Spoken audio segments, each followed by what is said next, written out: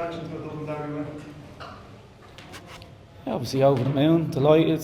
Probably take me a bit longer to go to sleep tonight. We're all still kids at heart, excited, proud, and here, forget about me. Absolutely deserved. First half, maybe a slightly hesitant again, but I still thought it was a dominant enough display.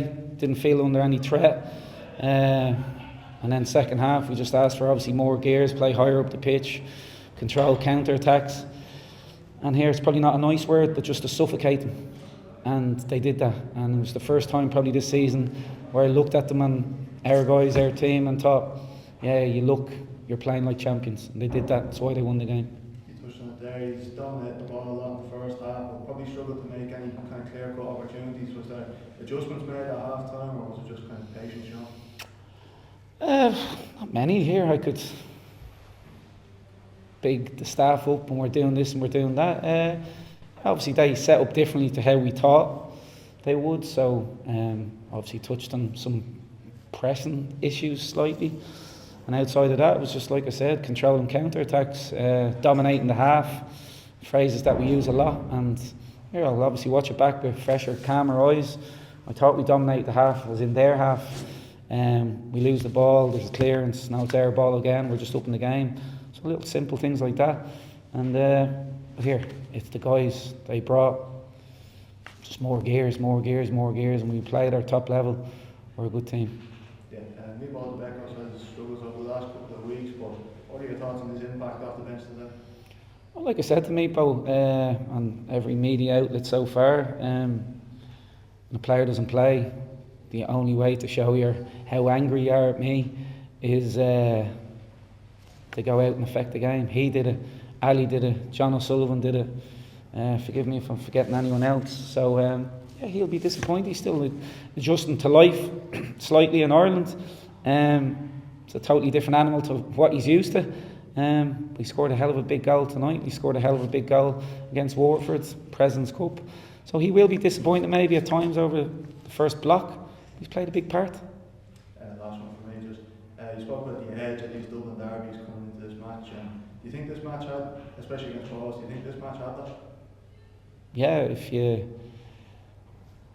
didn't feel it, you must have zero emotion in your body. You had a bit of a makeshift back three tonight. How do you think Mark Coyle and Sean Cameron fared kind of moving back, I suppose, into the middle for Sean?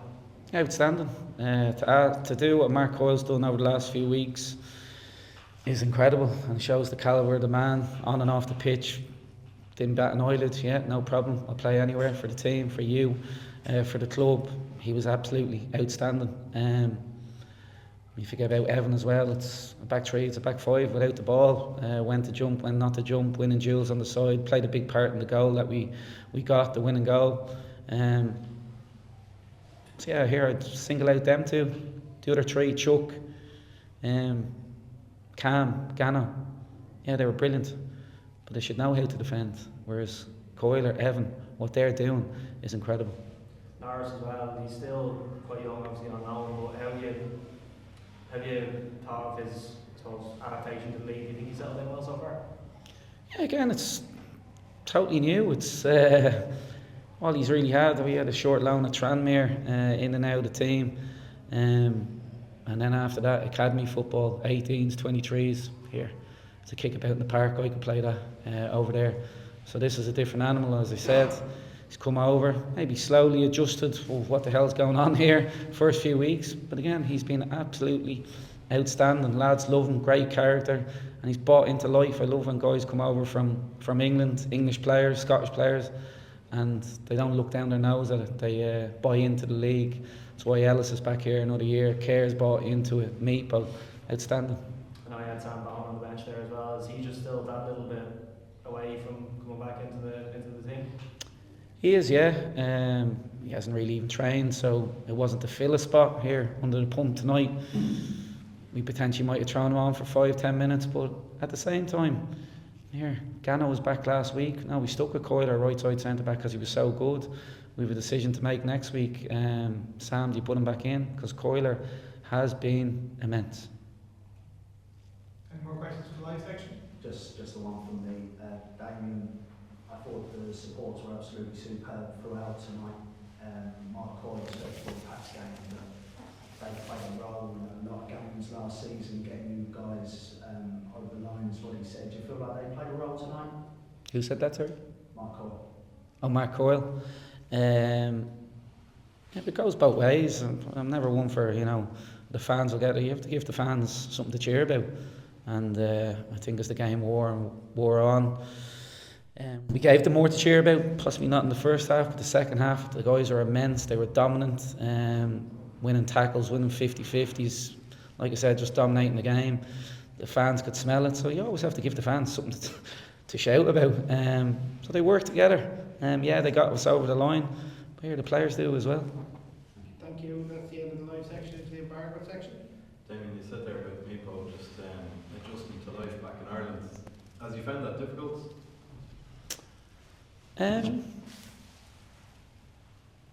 Well, I've never sat down and had a chat about life. I'm just talking from football. No, listen, Mipo's from Dublin. I think he's born and bred in Tala. He's a lot of friends here, family, a lot of people care about him. Not only outside the club, but in the club as well. What I mean is, here, I know Mipo and I know how he thinks, so I'm going to play every minute, every game. The last couple of weeks he probably disappointed. He didn't start 2 out of 3. The last 2 Dublin derbies. So from that point of view, but at the same time, for how good a player he is, and I always put myself in the player's shoes. He might be slightly disappointed with the first round of games, but again, yes, he's adjusting. But secondly, he's played a big bloody part. President's Cup win, silverware in the Tolka Park, and Waterford 3 points. Tonight 3 points. We've put 6 points on the board for us. So I don't underestimate what he's going to bring. All I'll say is he kind of mirrors what I always say about the team every year. The team will always grow and become better and better and better every year. We always have done. There's no debate, and it'll be the same with Mipo. Are you aware of what Robbie Collins said about him before the game? No? Called him the worst finisher in Ireland, but then said he'd play him every week. Well, A, it's a bit contradictory, and B, here I love Roddy. I think it's a really poor comment. Really poor, especially about a young boy that's, maybe being a bit lost at times, bouncing from club to club. So I want this to be his club, to give him that foundation and that belief again to kick on with his career, hopefully here, or, really do well and go back to England. But it's a poor comment, it's an awful comment. You need to do your homework if you're going to come out with big comments like that. Waterford, double movement in the box, side full finish into the bottom corner to Lee. And tonight, I touch on it outside, I'll have to watch it back, but I think it was a toe poke, a little chop. The only person I ever saw do toe pokes was Romario, and he was one of the best strikers ever. So here, poor comment, I love him, but I think he's let himself down there. Just on the fact that you obviously got a one-on-one last week where the keeper made a good save, just I suppose to come back to that disappointment and next week in a Dublin derby set that shows a bit of character. Yeah, there's many ways you could look at that last week. Can you take it on? Okay, he didn't. You're going to shoot from there. Can you go side foot? Robbie Keane, Robbie was always side foot. Okay, he didn't. But Mipo has a hell of a finish, just a slap with his laces. It's going in the bottom corner. Like, it took my breath away, the save from the Pats keeper. So was it an awful finish last week? No. So here, Mipo has really played a big part in us so far this season, but I know he'll be slightly disappointed that he wants to play a bigger role, and I've no doubt that he will play a bigger role. But again, just to echo, it's a poor comment, and especially about a young player that's, really trying to find his feet in the game. When you're saying that, though, find his feet, even though maybe you haven't had that conversation with life, but have you had that conversation about football, explaining why he wasn't in then actually? It's always having these chats. So this week, I left him alone. There's probably nothing I could tell him. I could jazz it up all I want. Sometimes you just leave them. So I left him. I didn't say a word to him, because you're going to get a reaction tonight. He knew he was going to be first up on the pitch, and here he'll know, because he backs himself heart at heart, he'll get his winner. here.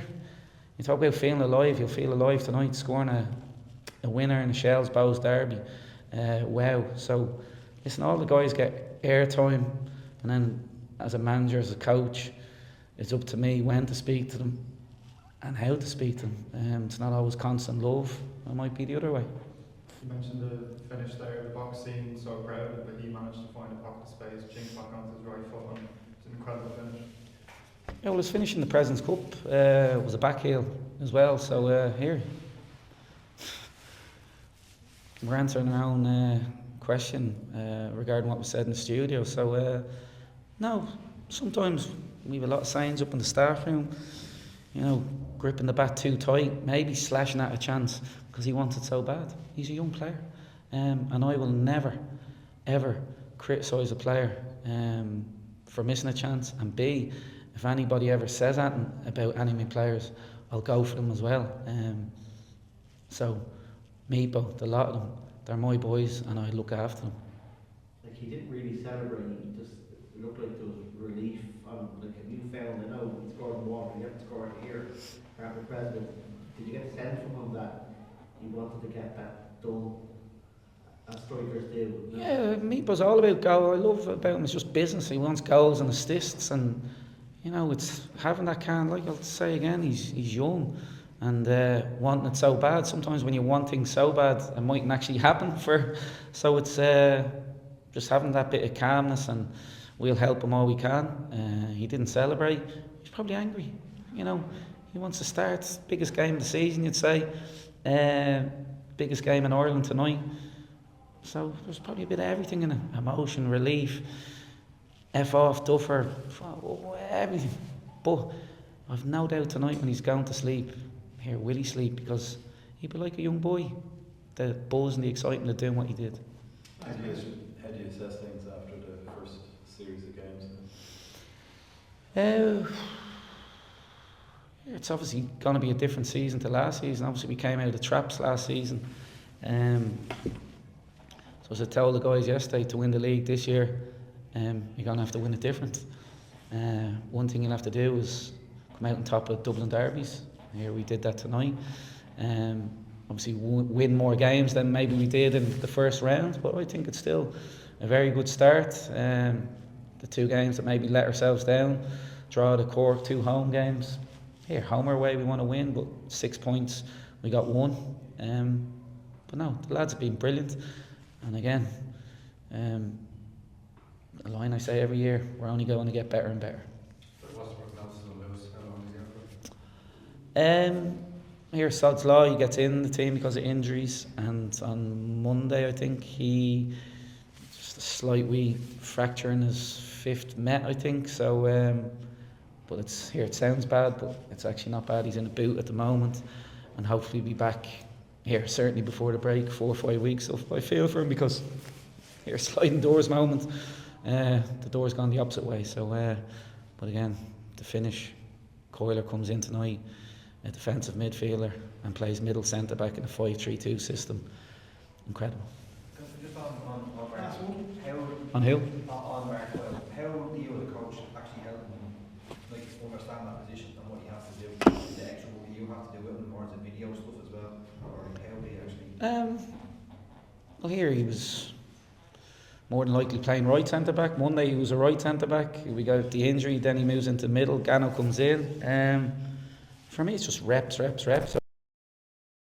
reps can you give the guys? So it would be absolutely ridiculous of me to go, Joey, step aside here. I'm going to teach Mark Coyle how to be a centre back in a week. So I'll ask Joey to maybe do something, design the session again. Reps. Without the ball. Then yesterday we do our walkthrough, how we're going to play, train the Tolka. Okay, Marky, positioning when we have the ball, positioning without the ball. So just coaching and just reps. So it's not we just haven't just plonked him in there. He's and I hear you tell him one thing, just takes it on. Care probably similar as well. You tell Care just in passing, he just do it. Sign of a top player.